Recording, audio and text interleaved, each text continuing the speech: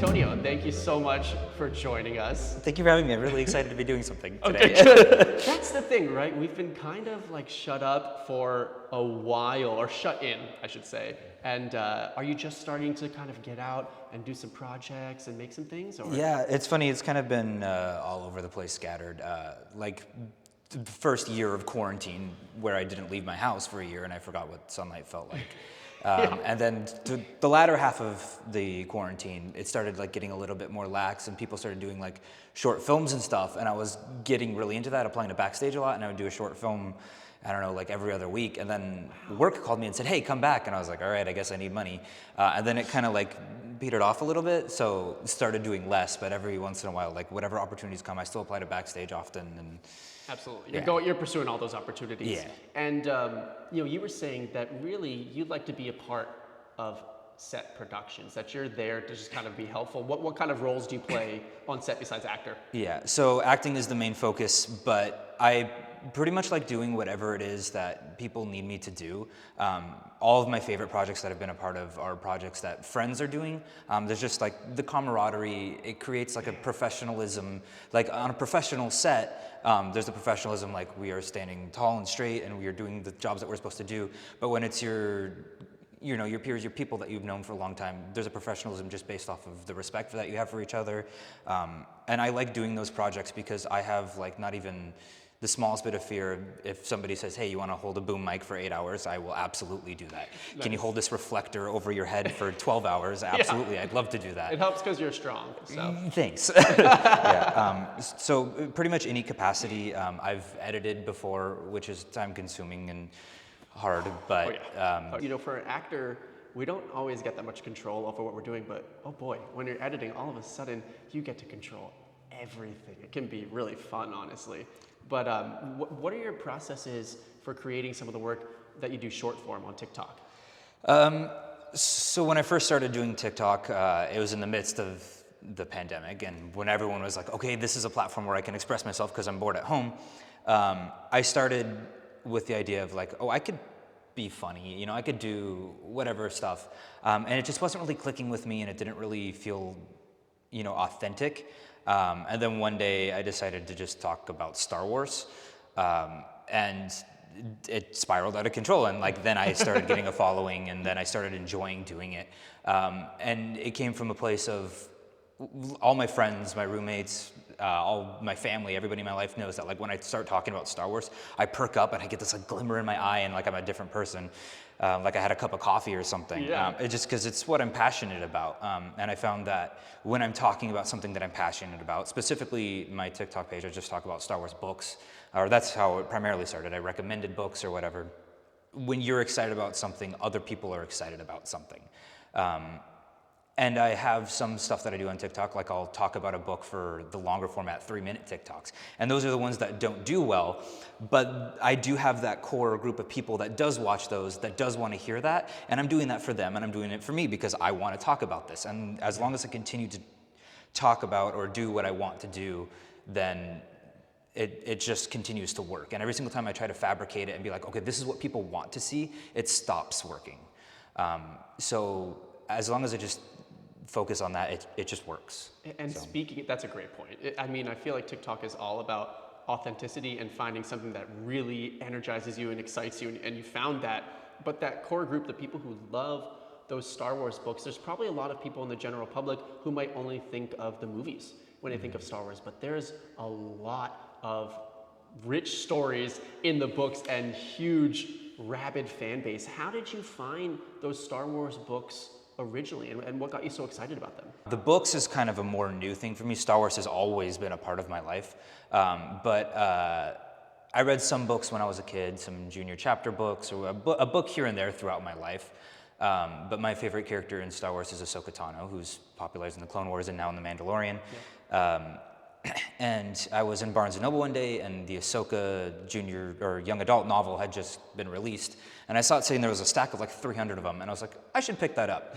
And now I have 2 floor-to-ceiling bookshelves of just Star Wars books. And there's books, comic books, the young adult books are phenomenal, the junior chapter books are phenomenal, like every story that has somewhere to go, and And they even do like audio drama plays, like the audiobooks, and you can download it on audiobook websites, and it's a drama where people are like reading a play, and there's 100 formats of Star Wars stories, and it's really fun to just like let it take over me.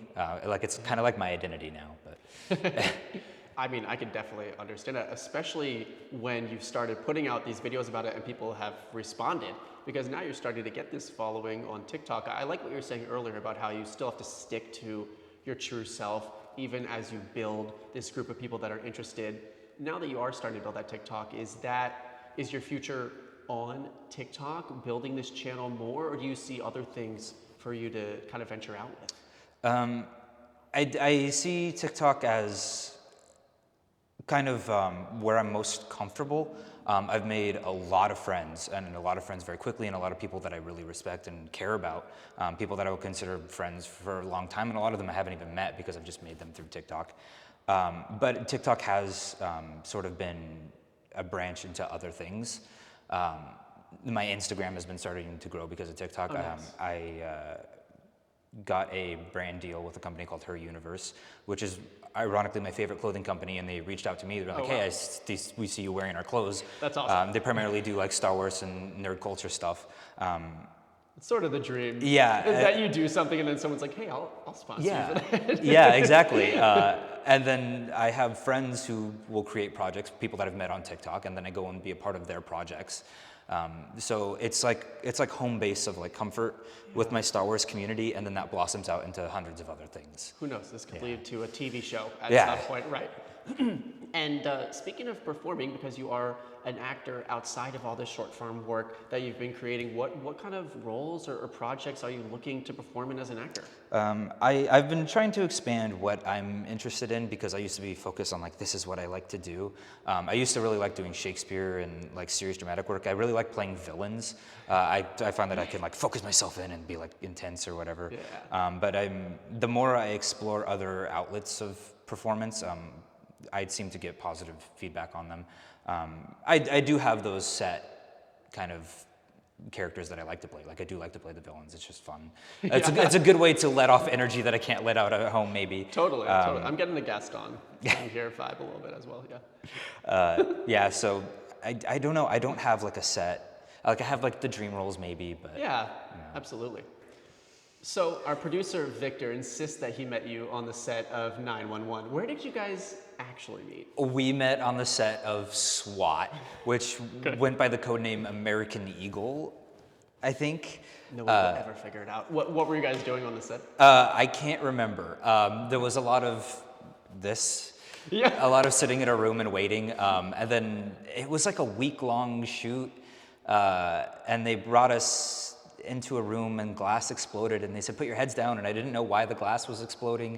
But that's kind of the fun of movie making, is you go and you watch it and you're like, oh, that's what was happening. Yeah. That's cool to be there when they're doing special effects or stunts like that. I know, I love all that kind of stuff. I mean, as far as, we were talking about Star Wars earlier, we didn't get to the TV series yet. I'll say that Mandalorian is one of my favorite TV shows ever. How do you feel about the series? Maybe this is, a real hot question to ask you. I don't know, but we'll find out. Mandalorian is one of my favorite shows of all time. good. My favorite show of all time is Lost. But one of my favorite shows of all time is The Mandalorian. And I have been a fan of pretty much all Star Wars.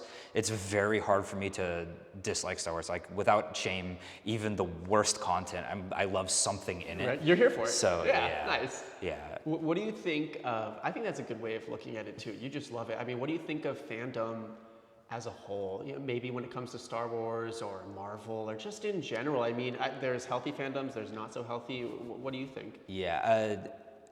Especially in my circles, I have seen a lot of negativity around.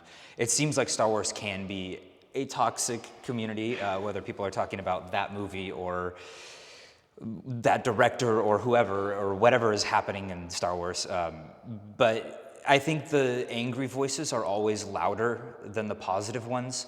And I think for every 10 people that are hostile and upset, there's 100 people that actually genuinely like this thing that these other people are upset about, but the upset people are so loud that you can kind of forget that the people that do enjoy this thing are here.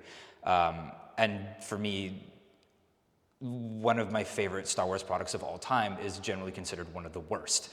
So I don't feel shame in loving these things, and I try to share just like, this is what I love about it. Let's share this with each other. Why do you dislike it? And let's have a conversation about it, as opposed to, you know, attacking each other about it. But Absolutely. And as far as, you know, being a public person on TikTok right now, have you run into any of those same types of community issues? Because I know that some folks don't. It's kind of like no matter what you do, you're gonna have to deal with a little bit of that toxicity.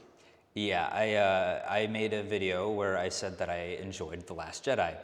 And there was so many violent comments, death threats, and in the comments of the video, that TikTok saw so much negativity, so many keywords that it didn't like, that it shadow banned my account, and I stopped getting views because other people were saying mean things towards me just because I said, I liked this movie. It was fun for me. Maybe it's bad that I'm even saying that I like The Last Jedi now, but We'll allow it. but again, all Star Wars to me is good Star Wars, and I think that every piece of it, there's a piece for somebody. I've met so many people from so many different walks of life that have found their thing in Star Wars that has made them fall in love with it. So That's awesome. And having it be about love, it seems like you're creating a really positive community around something that you do genuinely love, which I think is really, really cool. And I bet that's going to help you take it to even higher places, because you can see the passion that you have with it. It's not fake. It's totally authentic, because you're just talking about things that you absolutely love. That's pretty awesome. Thank you, Antonio, for talking to us today. Hopefully everybody goes and checks out your TikTok. What's the name of your TikTok profile? Anstanuns? Right? Anstanuns. My name, Antonio Nunzio, shortened version, ANTSDENUNZ. Yeah, I just changed my Instagram handle a few days ago, so I'm Nice. juggling that. So everyone can find you on Instagram at... Okay. At Antonio Nunzio. Okay. Nice. So your full name there. Yeah. Okay, fantastic. And so we'll follow you. We'll check out all your stuff about Star Wars, and we'll be watching to see what you do next. Thank you so much. Thank you. Hey everyone, Victor here. I just want to say a huge thank you to everybody who's been watching Up and Comers on 80 Violin.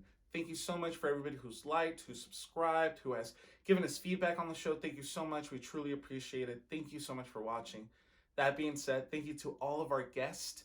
Every single guest that we had on, we learned so much, and we're so happy to have you as friends and on the show. So thank you so much to all of the guests. Andy, thank you so much. It's been such a journey working with you as a co-producer, and thank you for all of your hard work, time, effort, sacrifice, blood, sweat, and tears that you put into the show. Everyone appreciates it. Erin for helping us out every single day. And thank you so much as a co-producer. I'm very happy to see the show online, and thank you everybody who's been watching the show. Thank you.